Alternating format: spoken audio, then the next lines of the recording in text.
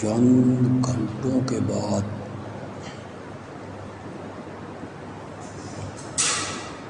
انشاءاللہ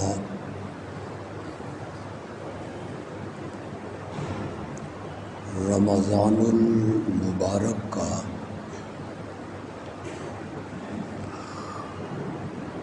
مقدس اور معظم مہینہ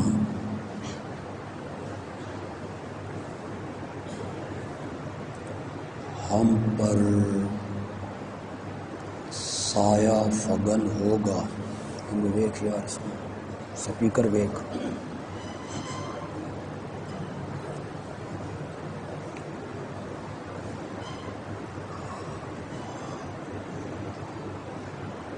رمضان کا مہینہ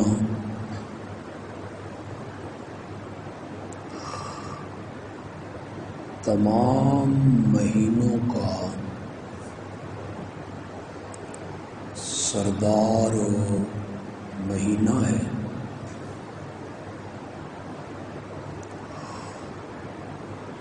اور سارا سال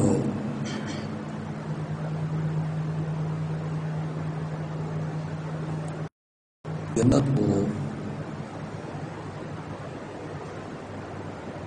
اسی مہینے کے استقبال کے لیے سجایا جاتا ہے.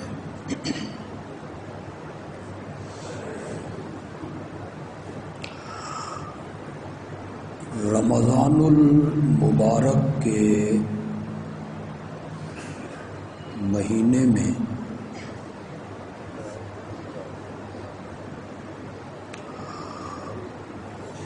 دو عمل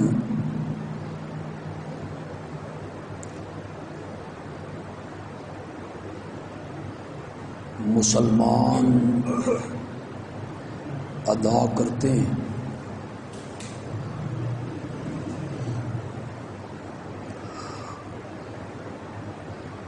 ان میں سے پہلے عمل کا نام ہے روزہ.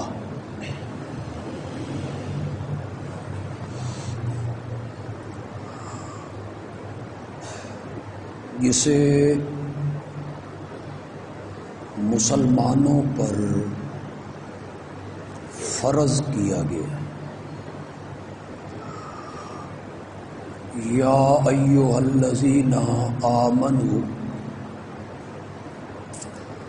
کتب علیکم الصیام کما کتب علی الذین من قبلکم.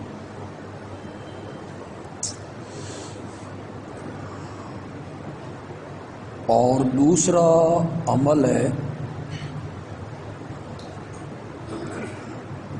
رات کا قیام.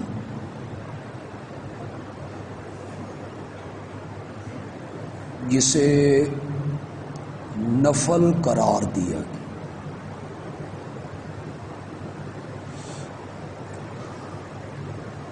کہ ایک پڑھنے والا اللہ کے قرآن کو پڑھے اور باقی لوگ قرآن کو غور سے سنیں.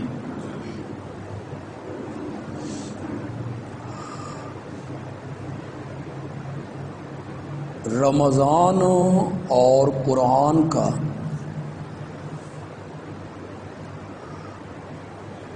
آپس میں بڑا گہرا اور مضبوط تعلق ہے.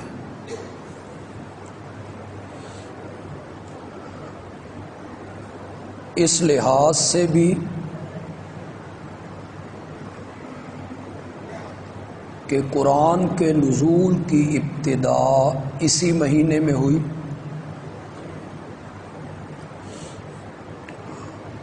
اور اسی مہینے میں ہر سال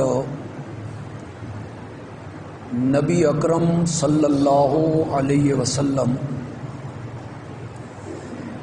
اور جبریل امین قرآن کا دور کیا کرتے تھے.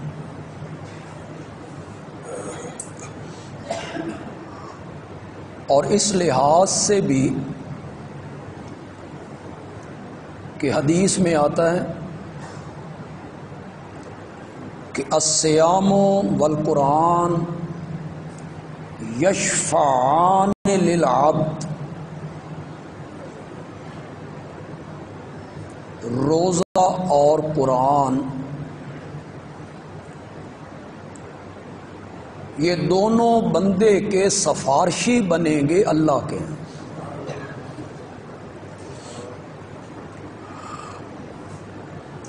دو عمل ہیں جو میں نے اور آپ نے رمضان میں کرنے، دن کا روزہ اور رات کا قیام، جو تطوعاً ہے، نفلاً ہے۔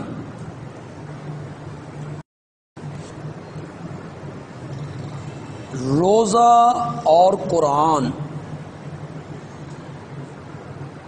یہ دونوں قرب الہی کا سب سے بڑا ذریعہ ہے۔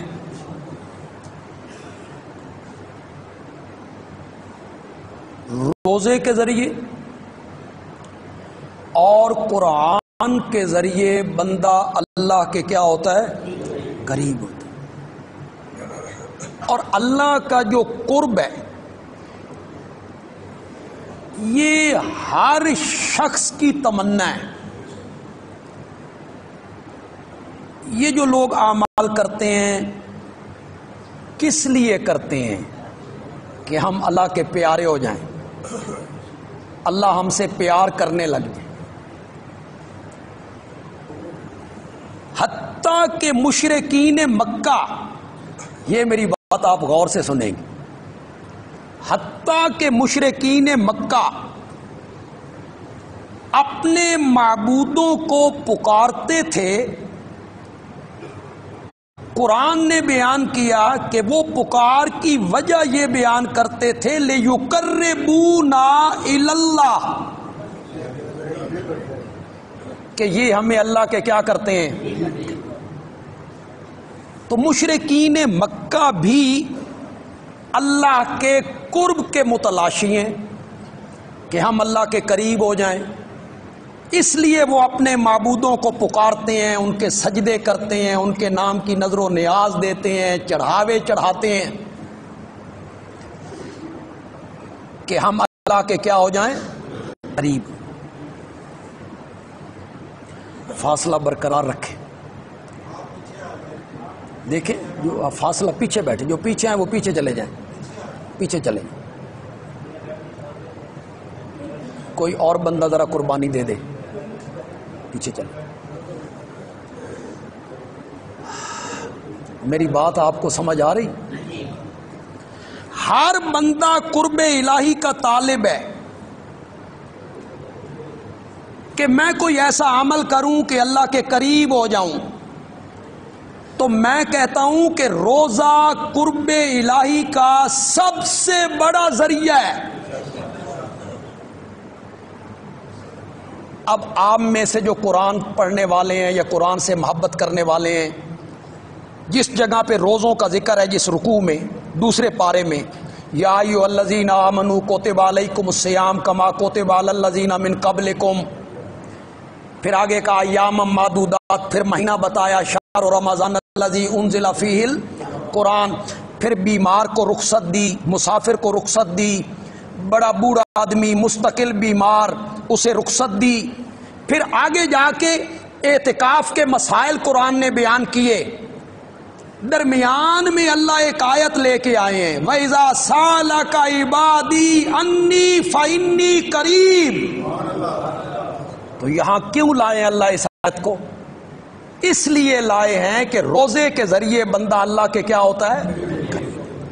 قرب ہوتا ہے اللہ کا، اس کے ذریعے بندہ اللہ کے قریب ہو گیا ہے۔ ذمہ دار ہے، آج کل بیساکھ کا مہینہ ہے، ذمہ دار گندم کاٹ رہے ہیں، کچھ دن اور بھی وہ کاٹیں گے۔ اوپر سورج، اس کی تپش ہے، کھلا میدان ہے، وہ روزے سے ہے، ذمہ دار روزے سے ہے گندم کاٹ رہا ہے، پیاس سے پاگل ہو رہا ہے، گھر آیا، بند کمرہ ہے، کوئی دیکھنے والا نہیں، روکنے والا نہیں، سامنے پڑا ہے مشروبات بھی، ماکولات بھی، شربت بھی، دودھ بھی، آنکھ اٹھا کے بھی نہیں دیکھتا۔ کیوں؟ اس لیے نہیں دیکھتا کہ اس کا نظریہ یہ ہے کہ جو رب مجھے چٹیل میدان میں دیکھتا تھا وہ بند کمروں میں بھی دیکھ رہا ہے۔ اللہ کے قریب ہو گیا یہ روزے دار۔ تو روزہ قرب الہی کا کیا ہے؟ سب سے بڑا ذریعہ ہے قرب الہی کا۔ میں ایک حدیث آپ کو سناتا ہوں، اس کا جو مفہوم میں بیان کروں گا اس مفہوم کے ذریعے میری دلیل بن جائے۔ میرے آقا نے فرمایا لَخَلُوفُ فَمِ الصَّائِمِ اطیب عند اللہ من ریح المسک، او کما قال النبی صلی اللہ علیہ وسلم۔ معدے کے خالی ہونے کی وجہ سے پچھلے پیر روزے دار کے منہ سے جو ہلکی سی بو پیدا ہوتی ہے، اللہ کہتے ہیں یہ مجھے کستوری سے بھی اچھی لگتی ہے۔ وہ ہے کیا؟ بو۔ امام شافعی رحمۃ اللہ علیہ تو اس بات کے قائل ہوئے کہ پچھلے روزے دار کو مسواک نہیں کرنا چاہیے، کہ یہ بو اللہ کو بڑی پسند ہے، مسواک کرے گا تو بو ختم ہو جائے۔ یہ امام شافعی بڑے امام سنت کے بڑے امام، ان کی علمیت، ان کی فقہ، ان کا تفقہ، اس سے کون انکار کر سکتے؟ لیکن امام اعظم کے تفقہ کو کون پہنچتا ہے؟ امام صاحب نے فرمایا یہ منہ میں بو پیدا ہی نہیں ہوتی، زائل تو تب ہو جو منہ میں پیدا ہو، یہ تو معدے سے اٹھتی ہے جب معدہ خالی ہوتا ہے، خلو معدہ اس کا سبب ہے۔ تو مسواک کرنے میں کیا حرج ہے؟ بے شک پچھلے ٹائم بھی روزے دار مسواک کرتا رہے۔ یہ جو خلو معدے کے ذریعے ایک بو روزے دار کے منہ میں پیدا ہوئی، اللہ کہتے ہیں اطیب عند اللہ، یہ مجھے کستوری سے بھی زیادہ اچھی لگتی ہے۔ اس کے محدثین نے بہت سے مفہوم بیان کی۔ ایک دوسری حدیث ہے جو اس کے مفہوم کو ادا کر رہی ہے۔ وہ حدیث یہ ہے، میرے آقا نے فرمایا روزے دار قیامت کے دن جب قبروں سے اٹھیں گے تو ان کے منہ سے کستوری کی خوشبوئیں نکلیں، وہ علامت ہوگی کہ یہ روزے دار آ رہے ہیں۔ کچھ محدثین نے کہا یہ من امر المحبت ہے۔ اب من امر المحبت آپ کو سمجھانی پڑے گی۔ محبت کا باب ہے، محبت کا باب ہے، جس سے بندے کو پیار ہو جائے، جس سے بندے کو محبت ہو جائے، اس کے عیب بھی ہنر لگتے ہیں۔ کبھی کسی نے محبوب کے متعلق کہا کہ اس میں یہ خرابی ہے، یہ خرابی ہے، یہ خرابی ہے۔ محبوب کے جو عیب ہوتے ہیں، جو سچا محب ہوتا ہے اسے وہ عیب بھی اچھے لگتے ہیں۔ تو یہ بھی محبت کا باب ہے۔ کہنا یہ چاہتے ہیں کہ روزے دار اللہ کا محبوب بن جاتا ہے، اللہ اس سے محبت کرنے لگتا ہے، اللہ اس سے پیار کرنے لگتا ہے۔ پھر ارشاد ہوتا ہے چونکہ وہ میرا محبوب ہے، آتی تو اس کے منہ سے بو ہے لیکن لگتی ہمیں خوشبو ہے۔ تو روزہ جو ہے یہ قرب الہی کا کیا ہے؟ روزے کے ذریعے بندہ اللہ کے کیا ہوتا ہے؟ قریب. اس لیے کہا اولاد آدم کا ہر عمل اس کا بدلہ ملے گا 10 گنا سے 700 گنا، الا الصوم، سوائے روزے کے. اس کا 10 گنا 20 گنا 100 گنا 700 نہ، اسے استثناء کر دی، مستثنا کر دی. آگے اس کی وجہ بیان کی، الصوم لی، اس لیے کہ روزہ خاص میرے لیے ہے، وَأَنَا أَجْزِي بِهِ، میں خود روزے کی جزا دوں.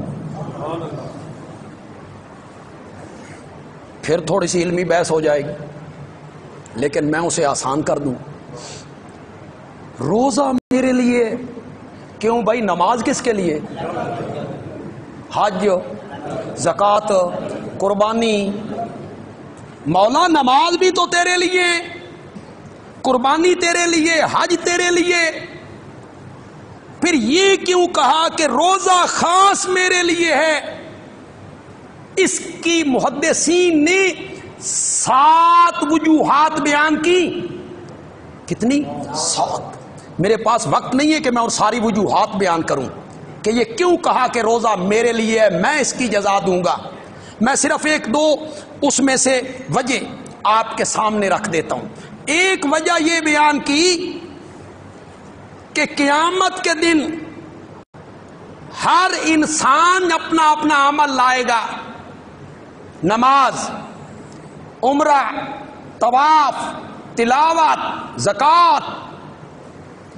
اللہ فرشتوں کے ذریعے اس کا بدلہ دلواتے چلے جائیں. فرشتوں کی ڈیوٹیاں ہوں گی. اس کو نماز کا بدلہ دے دو، حج کا بدلہ دے دو، طواف کا بدلہ دے دو، تلاوت کا بدلہ دے دو، صدقات کا بدلہ دے دو. لیکن جب روزے دار کی باری آئے گی، اللہ فرمائیں گے الصوم لی، روزہ خاص میرے لیے ہے. فرشتوں ایک طرف ہو جاؤ، اس کا بدلہ بھی میں اپنے ہاتھ سے عطا کروں. اس کا بدلہ اللہ اپنے ہاتھ سے عطا کرے. ایک وجہ یہ بیان کی گئی کہ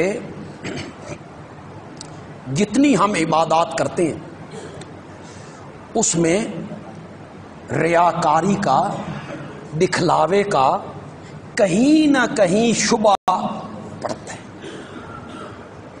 دکھلاوے، دیکھیں نماز ہے، نماز تو پڑھنی مسجد میں ہے، سب لوگوں نے دیکھنا ہے بھئی یہ 5 وقت کا نمازی ہے، نماز پڑھتا ہے.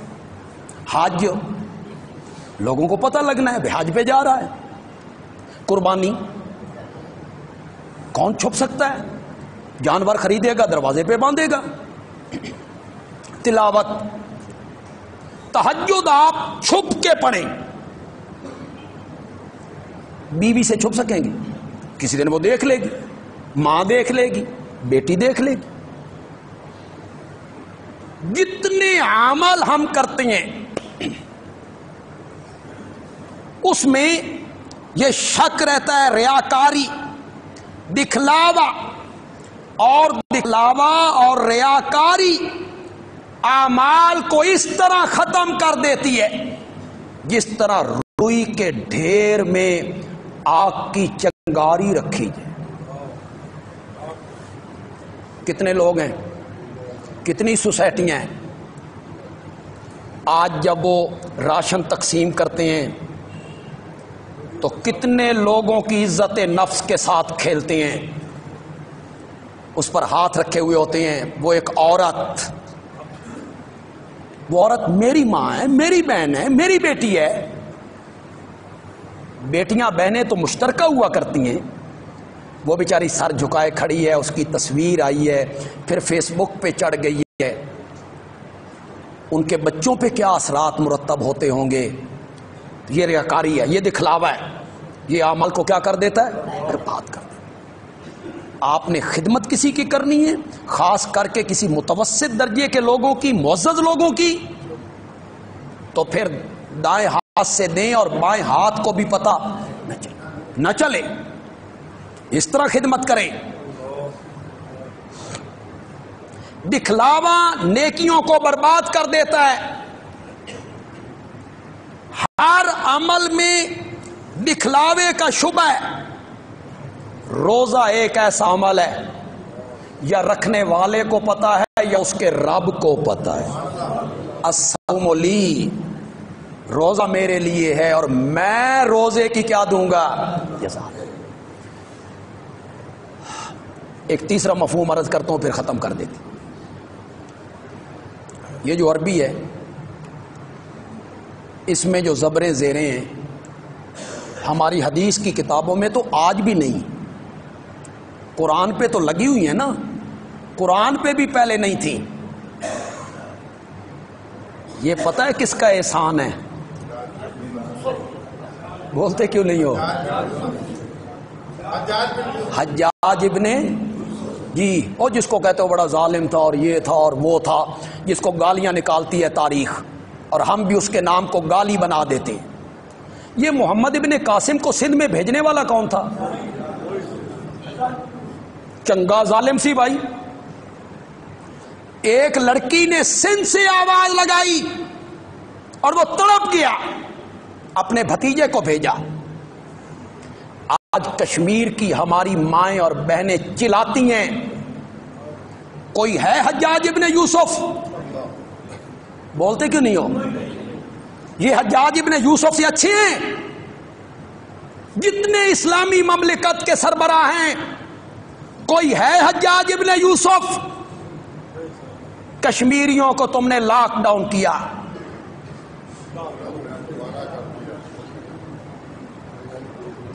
پہلے تم لسٹیں بنایا کرتے تھے، سب سے زیادہ بندے کہاں مرے ہیں؟ شام، یمن، برما، افغانستان، کشمیر.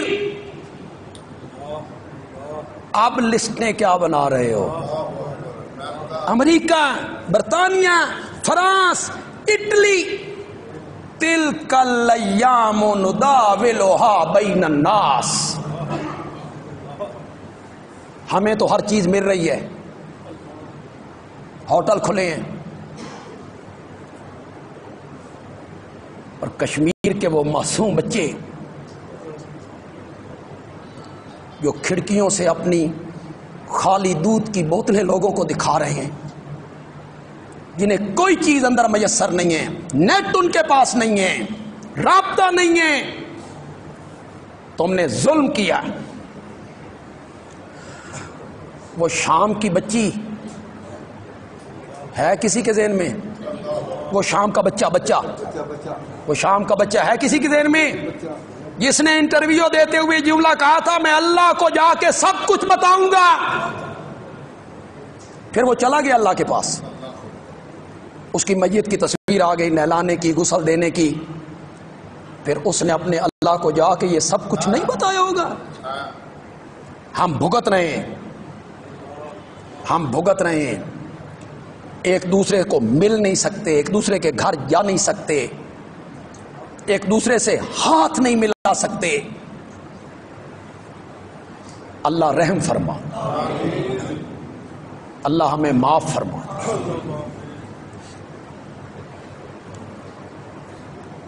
تو حدیثوں پہ تو یہ زبریں زیریں نہیں ہوتی، یہ ہم گرامر کے زور سے پڑھتے ہیں.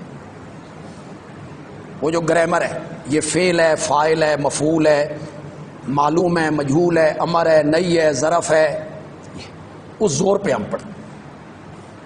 تو کئی لوگوں نے کہا کہ یہ حدیث اصل میں یہ تھی الصوم لی وانا اجزا بھی، اجزی نا اجزا مجہول، اور اگر اجزا پڑھے نا تو خدا کی قسم ایسا معنی بنتا ہے نا کہ مزہ ہی آ گیا. اللہ تعالیٰ کہتے ہیں روزہ خاص میرے لیے ہے اور اس کا بدلہ جنت کی صورت میں نہیں ہے، میں خود اس کا بدلہ ہوں، میں اس کا بدلہ ہوں.